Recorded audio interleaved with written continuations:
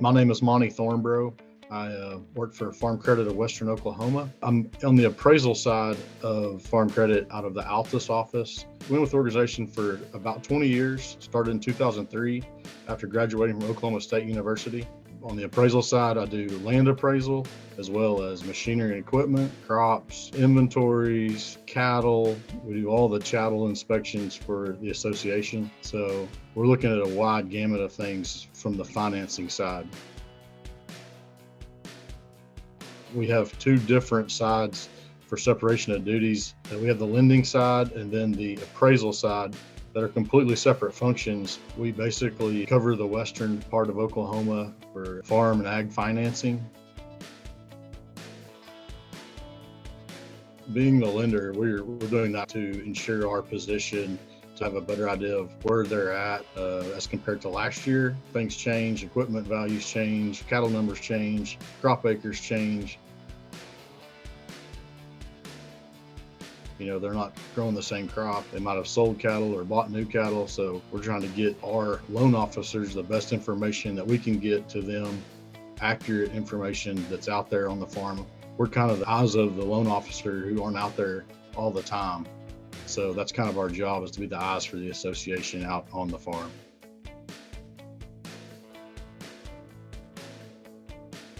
Farm Credit is a co-op, so it's borrower owned. When you come to Farm Credit, you invest in the co-op, you buy stock, and then we pay patronage back, just like a co-op, based off of how we did that year. So depending on how much interest you paid, you'll get your patronage back at the end of the year, which effectively lowers your interest rate, which is a good thing. Commercial banks don't provide that. Patronage refund definitely depends on how the association did that year. Some years it could be really good, some years not so good. It's not a definite payback, just like any co-op. The structure is unique.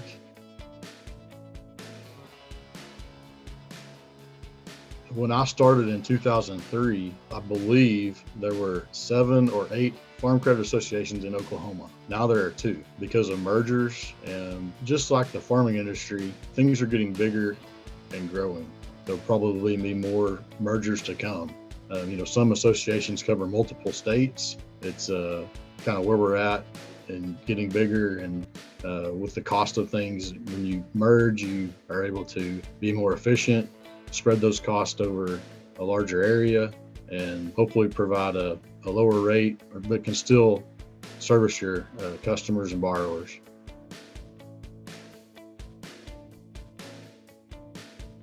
The guides are a good source for us because they're a quick resource. We're able to go in, input the year model, the hours, the options, and have a number in a relatively quick time frame. Depending on the customer, they may have 10 items that we can run through Iron Solutions, or they may have 3.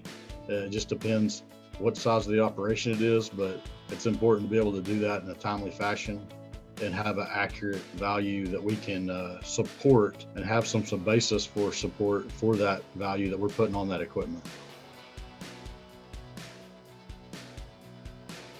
The number one thing that we like about Iron Solutions is use of the serial number. When we're out on the farm, we can easily take a picture of the serial number off of that piece of equipment, come back, plug it into Iron Solutions, and then know the year model of that piece of equipment. On most late model equipment, that's the number one thing that we like about Iron Solutions.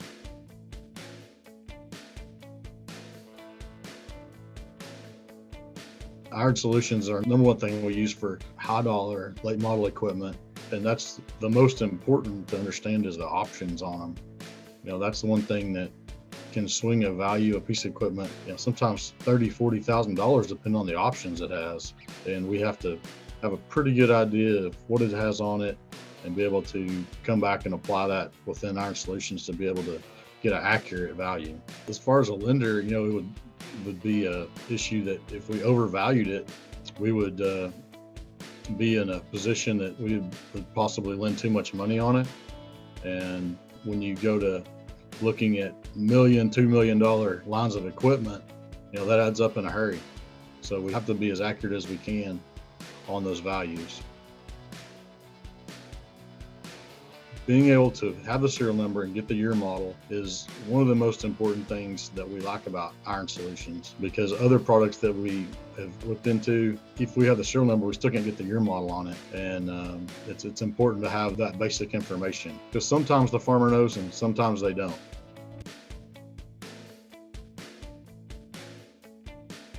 From a lender side, we're seeing what I would say is kind of a slowdown with the somewhat dramatic increase in rates in the last year and a half. Things are just slowing down. Operators are taking a step back maybe and really thinking through these large purchases with more interest they're gonna have to pay with the higher rates, and probably maybe using that older equipment another year to see if they will come back down. And those are the type of things that are the challenges for us right now as far as lenders.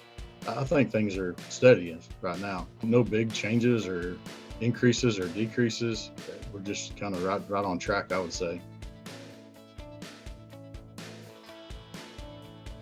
It's tough for young operators. Most young operators we see are coming into family operations. They are farming along with somebody who has more established, can help them out. If you're trying to come in new, it's almost impossible to do it by yourself. It just takes too much money, and it's very tough. The number of farmers, I would say, is probably the same.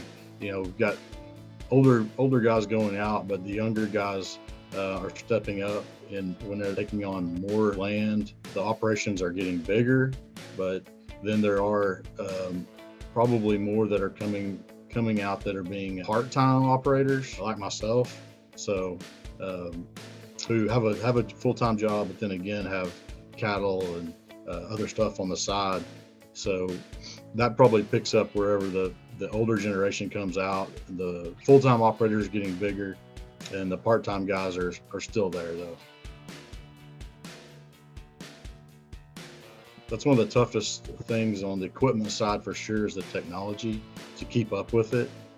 There's so many different options there that that's questions we have to ask our customers when we go out there. Hey, what do you have as far as GPS on this piece of equipment? Can it be moved? Because they all cost different, and that technology also rolls out pretty quick too. New technology comes on. That old technology isn't worth what it was just a couple of years ago. So those are all things we have to keep up with. Typically, it can be a yearly or a 3-year cycle. It just depends on the operation. Most operations, we're out annually. We're doing an annual inspection along with their renewal of their line of credit, and that ties in with that. So we can get fresh information to our loan officers that they can update the financials and make good lending decisions. There's so much competition out there. We've got to be timely and be able to, if a borrower needs money, we've got to be able to get them an answer quickly, whether we can get a loan done to them or not. I would say not all borrowers are rate sensitive. It could be that they need it done quickly, and it doesn't matter where they get it, as long as the rate's cheap and they can get it done quickly. That's what's important to them.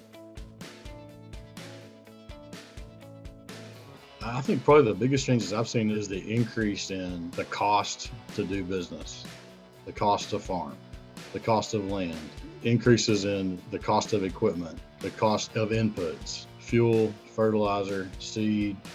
Everything is increased, when yet the commodity price has not increased as much. That's the struggle that the operators today are facing, is how much money it costs to operate, and that's the biggest change that I've seen. Well, that just gives us a good idea where things are headed and where we're going. So we look at those monthly and take that into account when we're out in the field. And then we come back and write up our reports to give to the loan officers. We're using that data to know things are slowing down. We might want to be more conservative on this. We do keep up with those.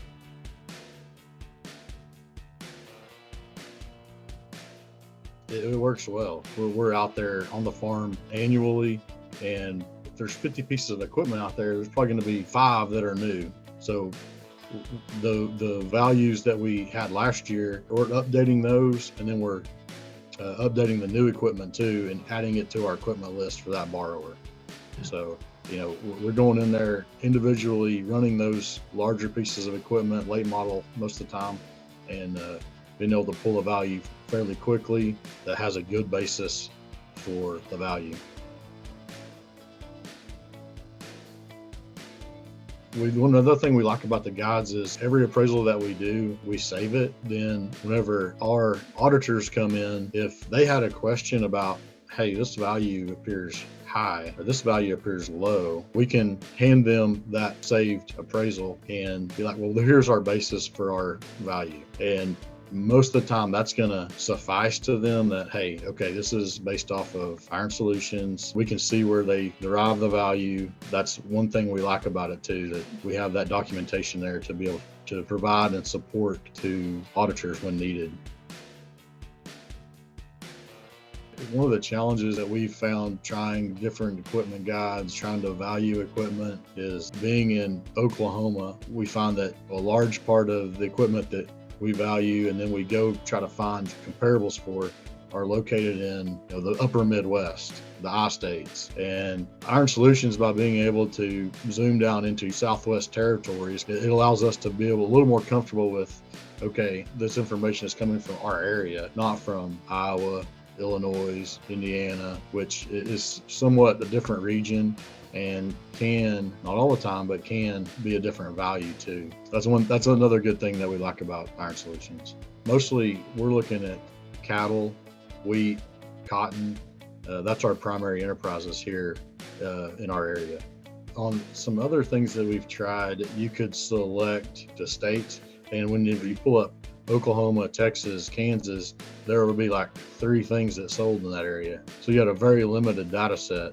But then you pull up some of the Midwest states, and there will be, 100 sales. But in our region, there just wasn't much data. Most of that data was coming from the upper Midwest.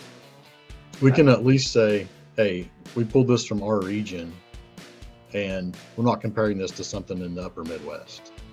To us, that's value. I went to an auction 3 weeks ago or so, and 2 of the tractors that sold went to the upper Midwest. I think it was Illinois or Indiana. That's where they sold to, and they were 10 miles from here. So it's one of those things that we're more in a global economy, and with the internet and the online sales, it may not be quite as important as it used to be, but still for us, we like to see that local data.